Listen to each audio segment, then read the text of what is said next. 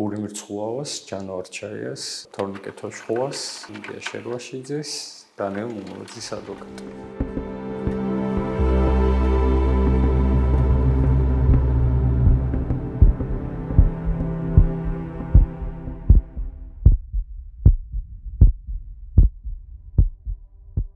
ყველაფერი დაიწყო 28 ნოემბერს.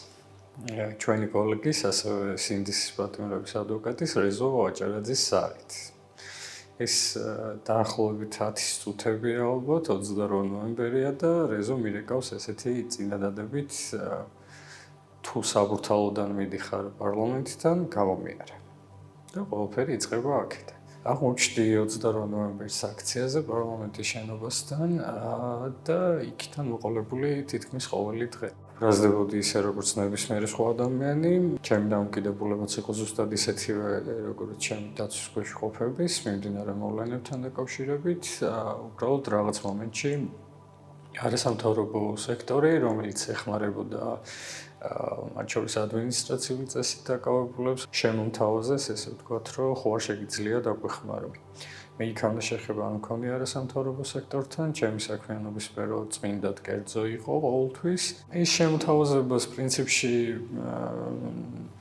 მივიღე 100%-ით, იმიტომ რომ მეგონა ჩემი პროფესიული უნარები იქნებოდა ეს თუ შესაძლებლობა, უფრო სარგებლიანი ვიქნებოდი, ვიდრე ცალკე აღებულ შემეძლო სხვა ფორმით რაიმე გამეკეთებია ამ ადამიანებისთვის.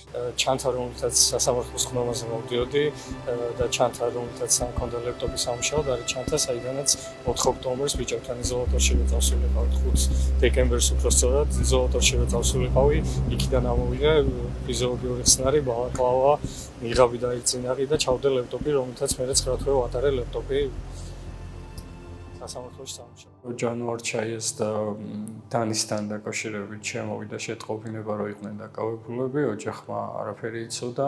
დანის შემთხვევაში 7 საათის განმავლობაში ვეძებდით, სად იყო ან როგორ იყო დაკავებული. არც თუ ბევრად ნაკლები ჯანვარჩაიას შემთხვევაში, რაც შეეხება გური მრცხვავას, სრულიად შემთხვევით, ერთ-ერთ პატიმრის მოსანახულებლად შესვლისას იზოლატორზე გავიცანი გური მრცხვავას დედა.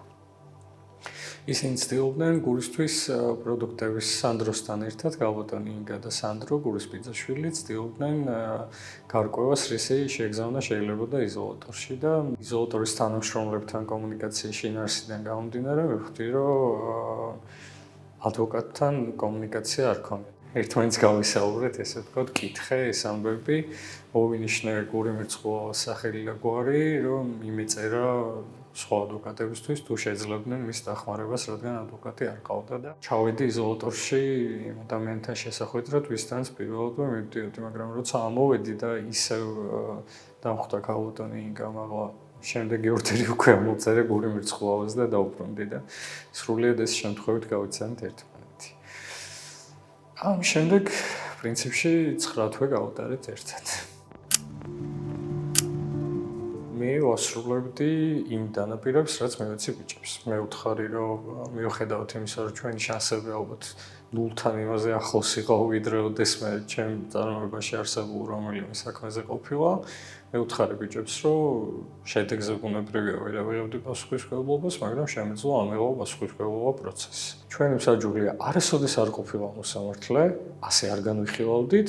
ჩვენი მსაჯული იყო საზოგადოება, ჩვენი მიზანი იყო, რომ ჩვენი სიმართლე გვეჩვენებინა საზოგადოებისთვის. ჩვენი მიზანი იყო მოგვემზადებინა საქმე სამართლებრივად, ისე, რომ მაშინ, როდესაც დადგება რეაბილიტაციის შესაძლებლობა და ეს აუცილებლად დადგება, ნებისმიერ დაინტერესებულ ობიექტურ პირს კონდეს საშუალება ნახოს საქმის მასალები და დაასკვნას იქედან, რომ ბიჭები პოლიტიკური პატიმრები არიან.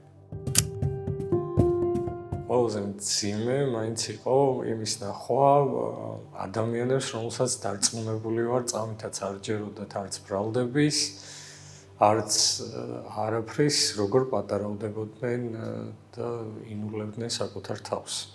საუბარი მაქვს მოწმის სახით მოსულ გამომძიებლებზე, ექსპერტებზე,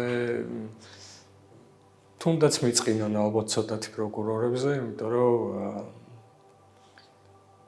აბსოლუტურად ყველას ამ 9 თვის განმავლობაში ზედ შუბლზე ეწერა, რომ წამით არ ჯეროდათ იმის, რომ ბიჭები იყვნენ დავნაშავეები, ან თეორიულად შეიძლება მათ რამე ქონოდათ ჩადენილი. მაგრამ მიუხედავად ამისა, უტეხად აგრძელებდნენ მათ დადანაშაულებას. ცუდი სანახავია, ცუდი კადრი. ცოტა სევდიანი ძალით. ყველაზე მეტად რითაც ვიყავი გაკვირვებული, ეგ იყო ბიჭების სიმტკიცე. იმიტომ რომ ყველა ჩვენგანი ვაცნობიერებდით, რომ სისტემას ჩვენზე არანაკლებ სურდა ეს ხდომები არ მისულიყო გადაწყვეტილებამდე. თუ ბიჭები აღიარებდნენ, თავის თავზე აიღებდნენ სახლში დაბრუნების სურვილით, თუ რაღაც მსგავსი და ითხოვდნენ პატიებას და ითხოვდნენ შეღავათებს, ამას არც პოლიტიკურ თანამდებობის პირები არ მალავენ, ისინი მიიღებდნენ ამ შეღავათებს. ყოველ შემთხვევაში დაპირება ესეთი იყო. ძალიან მარტივი იყო, ვინმე გატეხილიყო.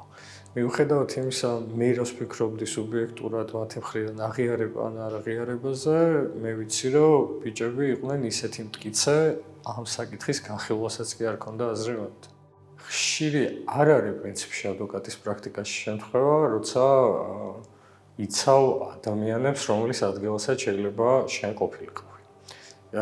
ხშირი არ არის შემთხვევა, როცა კონკრეტული სახელები და გვარები წარმოადგენენ ძალიან დიდ დაღირებულ იდეას. და რეალურად თანაბრად იცავ კონკრეტულ სახელს და გვარს და იცავ იდეას, რომლის გამოც ეს ადამიანები ციხეში სხედავენ.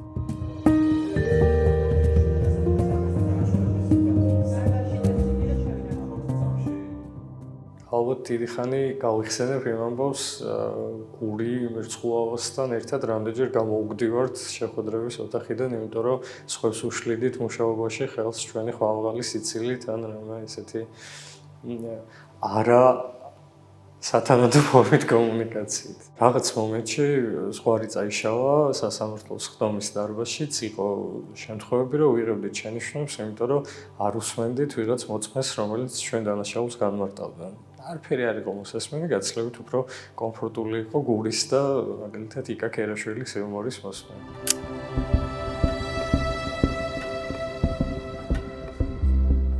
არც ერთი წამით არ გვაინტერესებდა, რას გამოაცხადებდა მოსამართლე. როდესაც მე ვამბობდი, რომ ჩვენ სასამართლოს წავართვით გადაწყვეტილების მიღების უფლება, გულისხმობდი ზუსტად ამას. ნინო გაუსტაშვილს და ერთ-ერთ სხვა მოსამართლეს ვერ ქონდა უფლება და ვერ ქონდა შესაძლებლობა ჩვენთვის განაჩენი გამოაცხადებინა. ჩვენ ფანტასტიკურად ვიცოდით, რომ ვიყავით მართალი. რა მნიშვნელობა გქონდა, რას გამოაცხადებდა მოსამართლე, როცა ამ გადაწყვეტილებაზე პოლიტიკური თანამდებობის პირები თვეების განმავლობაში ისედაც აცხადებდნენ პროპაგანდისტული მედიების მეშვეობით.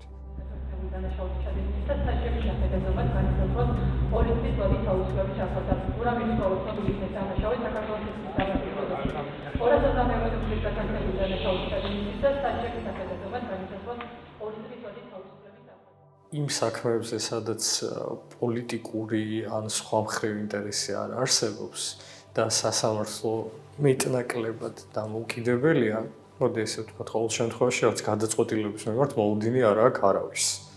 ისეთ საქმეებზე ჩვენ ნახულობთ განხილვებს. ჩვენ ნახულობთ, რომ სამართალ წარმოება მიდის, პროცესი მუშაობს.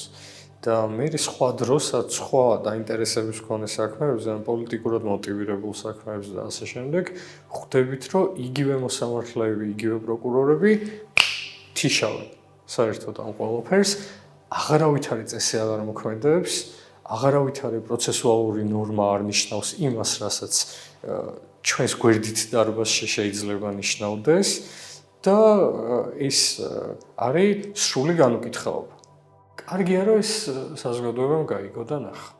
ეს მინიმუმ ეს პროცესი ისტორიული იმით მაინც უნდა იყოს, რომ ალბათ სასამართლო რეფორმასთან დაკავშირებით, აუცილებლობასთან დაკავშირებით კითხვის ნიშნები აღარ არსებობს.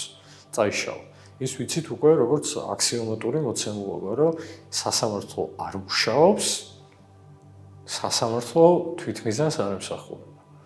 სასამართლოს ამხელა ნაკლი და ტრაგედია იმავე საზოგადოებამდე რომ მოგვიტანა ეს დაჯდა ადამიანური ტრაგედიების ფასი. იმიტომ რომ სრულიად არ ვიცი, ხვალ რომ გამოუშვან ბიჭები. თქვენ ხომ უნდა ვისაუბროთ ამაზე, რომ ისინი 9 თვე უკანონო პატიმრები იყვნენ. ყოველგვარი სამართლებრივი საფუძვლის გარეშე. ჩვენ ხო ვერ შევძლებთ ამის კომპენსირებას და ამის რეაბილიტირებას. ჩვენ შევძლებთ ბიჭების რეაბილიტირებას სამართლებრივად. მაგრამ 9 თვეს ხო ვერ დაუბრუნებ მე გურის და ჯანოს.